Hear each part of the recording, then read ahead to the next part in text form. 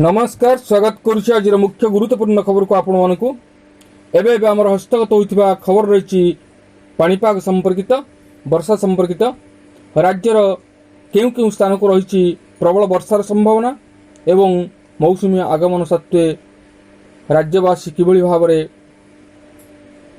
गुळुगुळीरु निस्तार पाइछन्ति जानिबा से संपर्क रे एवं केते दिन पर्यंत रहिछि वर्षार संभावना एवं केउ केउ स्थान को रही प्रबल वर्षार संभावना से संपर्क में संपूर्ण विवरणी मो वीडियो प्रदान करी से आप निश्चित वीडियो को प्रथम शेष पर्यंत देखिए। वीडियो भल लगे तो पाखे लाल बटन दबाई निश्चय सब्सक्राइब करेंगे पाखे बेल आइकन बजाय देवे ऊपर आसुवा ऑल नोटिफिकेशन पर क्लिक करेंगे भूलिए जहाँफल ये वीडियो सर्वप्रथम आपण निकट में पहुंच पार।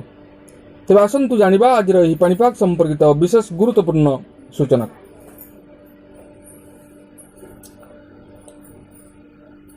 पश्चिम खरा को उपकूल रे असह्य गुळुगुळी हेउथुवा बेले आहुरी 24 घंटा राज्य रे भीषण ग्रीष्म प्रवाह जारी रहबो बोली पूर्वानुमान करिछि पाणीपाग विभाग। सेहिपरि आहुरी 4 दिन उपकूल रे असह्य गुळुगुळी लागि रहिबो। एहा सह उष्म और आर्द्र स्थिति मध्य लागि रहिबो। आसंता 24 घंटा रे राज्यर विभिन्न स्थान रे बिजुली घड़घड़ी सह हालुकारू मध्यम धरण वर्षा होवार संभावना थिबा बेले किछि स्थान रे प्रबल वर्षा होवार संभावना रही आकलन करिछि पाणीपाग विभाग। पर 17 तारिख बेलू वर्षार परिमाण बढ़ियो बोली पूर्वानुमान करिछि।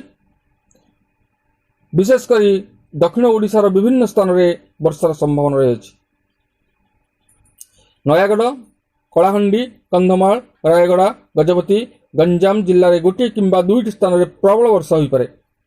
आज पाणीपाग स्थिति को नहीं पहली रजर झिपिझिपि वर्षा मेघुआ पाग सह गुळुगुळी कटिछि। 7 जिला जपरिक बरगढ़ संबलपुर झारसुगुड़ा केन्दुझर सुंदरगढ़ बालेश्वर और मयूरभंज जारी रही ग्रीष्म प्रवाह सांग को येलो वार्निंग जारी करिछि पाणीपाग विभाग। अन्यपटे चलित वर्ष जून 8 रे राज्य में मौसुमी छुईथिबा बेले आगु को अग्रसर हेउना।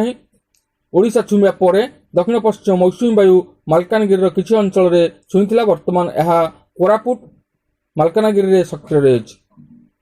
मौसुमी अग्रसर को नहीं पाग अनुकूल रहिथिबा बेले 3 रु 4 दिन भितर राज्यर अन्य अंचल छुईब बोली पाणीपाग विभाग आकलन करिछि।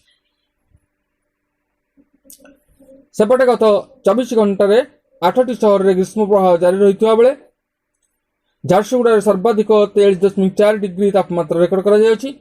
सेहि बेली गुरुवार विभिन्न स्थान में प्राक मौसुमी वर्षा होइथिबा बेले नयागढ़ दशपल्ला 51.6 मिलीमीटर वर्षा रेकर्ड करा जायछि। तेबे आमे देखुजे वर्तमान आकाश मेघाच्छन्न रहिछि एवं पाग हुएत ग्रीष्म प्रवाहरु किछि मात्रा रे आश्वस्ति मिलिछि किंतु पाग गुळुगुळी जारी रहिछि। तेबे ए थिला आज पाणीपाग संपर्कित विशेष गुरुत्वपूर्ण सूचना। आज पुणी देखा आगामी भिडियो रे। रहुछि धन्यवाद नमस्कार।